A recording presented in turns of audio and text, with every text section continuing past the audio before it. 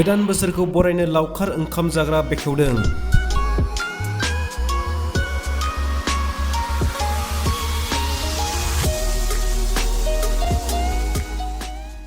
गसाइगावनि 3 kilometre गोजानाव गोदानै बेखेवदों लावखार ओंखाम जाग्रा।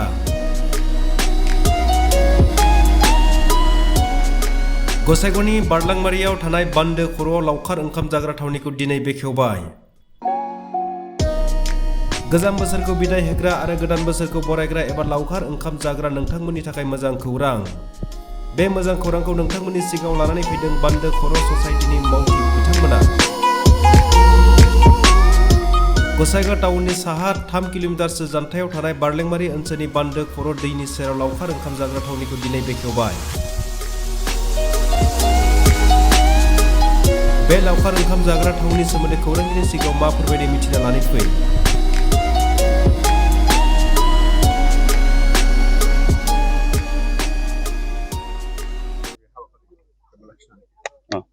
गिबियावनो नोंसोर साफ्रोमबो मेडियानि पार्सनेलफोरखौहाय आङो खुलुमनाय सिबिनाय फोरमायग्रोबाय आरो बे मेडियानि साफ्रोमबो नायगिरि बिथांमोनखौबो आंनि अननाय सिबिनाय मोजां मोननाय बा जोंनि बान्दो खर' ससाइटिनिफ्राय अननाय सिबिनायखौ बावहरग्रोबाय। औ, जों दिनै नैबे गसाइगाव महकुमानि साहा थिग गसाइगाव महकुमा जेनोखि एसडिअ सिभिल अफिस बेनि 3 किल'मिटार साहाजों थानाय बारलिमारि गामिनि बे दैसा सेरावहाय बान्दो खर' गाथोन होननाय मोनसे पिकनिक स्पट जों दिनै अपेनिं खालामबाय।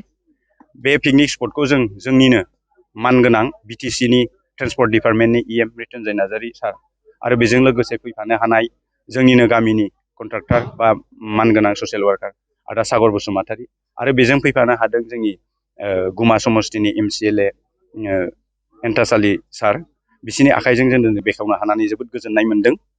दिनै 15 तारिख डिसेम्बर 2025 इंराजि मायथाइनि जोंना दिनै अपेनिं जाबाय। गाबोननिफ्राय बाव बयबो फैनानै पिकनिक जाफैनो हासिगोन। बयनिबो सुबिदानि थाखाय गासिबो जों जेसेबां हायो बानायजोबनानै होदों।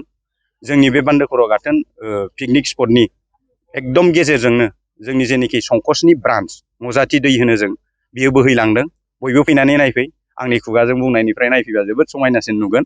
बाव बिफां लाइफांजों बुंफबजोबनाय। बाव खमसे खम 50 बिगानिबो बारा जोंहा हा दं। बाव जों जायगा गासिबो सुबिदा बानायनानै होदों। बावहाय नोंसोरो गावनि न'खरनि फेमिलिखौ लानानै फै बा लोगोफोरजों फै बा अफिस स्टाफ बयबो फैनो हागोन बा स्कुल स्टुडेन्टफोरखौ लाबोनानैहाय बाव बेरायहोनो हागोन। जों दाखालि 9 नभेम्बरनिफ्राय बानाय दिनैहाय अपेनिं खालामनो हाबाय। खिन्थु जों बुंगोन जों दाबो 90% जोंनि साननाय बायदि खालामजोबनो हादों। पिकनिकखौ जानो हासिगोन खिन्थु गथ'फोरनि गेलेग्राखौ जों दाबो एसे मावबावनांगौ दं। बियो 1 जानुवारियाव आरामसे जाहैजोबगोन। गथ'फोरनि गेलेग्राखौ जों एसे बानायबावनांगौ दं, बेखौ आं बुंदों। बावहाय जेबो उसुबिदा मोननाय नङा। लामाया जोंहा मोनथाम, खोदोमगुरि होननाय मोनसे दं हाइवेनिफ्राय, बेजोंबो फैनो हायो। मंगलियान दाबा जेनोखि हाइवे बेजोंबो फैनो हायो। एसडिअ सिभिलजोंबो फैनानैहाय बावहाय आरामसे जों गासिबो फ्लेग लागायजोबखादों मादों। फैनानै बे जायगायावहाय नुजाफैबानो डाइरेक्ट गारि हाबनो हागोन। जेबो उसुबिदा गैया। बाव दुगैनायनि गासिबो धरननि जाग्रा मोनगोन। सोरबाया जुदि बाव संनानै जाफैनो लुबैदों संनानै जाफैनो हागोन।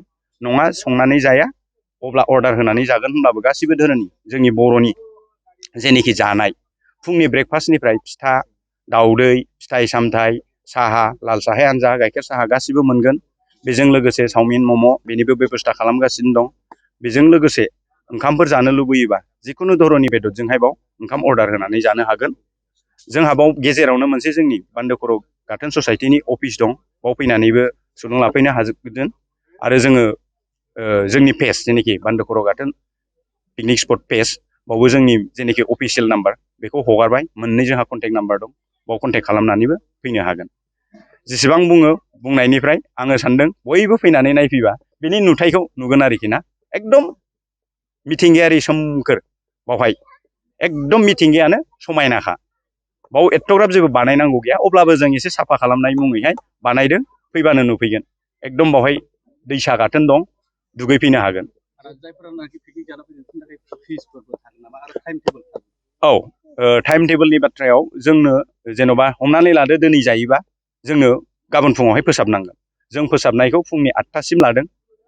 8टा 9टानि सिगां रावबो पिकनिक जाग्राफ्रा सफैखाया बेनिफ्राय 8टा 9टानिफ्राय पिकनिकखौ जायै जायै जाहाथे बेलासिनि 5 बाजि 5टायावनो ओंखारलाङो बयनिबो सुबिदानि सिकिउरिटिनि मानि थाखाय जों बेखौ लादों 5टासिम औ फिसखौ जों बिदि बांद्राय लायाखै जोंनि जेनाखि मेंटेनेन्स बे मेंटेनेन्सनि थाखाय जोङो मटर साइकेलखौहाय 50 रुपिस बेनिफ्राय जेनाखि साखा गंथाम हमनानै लादो इ रिक्सा जों जेखौ ओरैनो टट' होननानै मिथियो बा अट' गारि जों बेखौहाय 100 लादों बेनिफ्राय कारखौहाय 200 रोजा रां लादों बेनिफ्राय विंगारखौ जों 300 रोजा सरि 30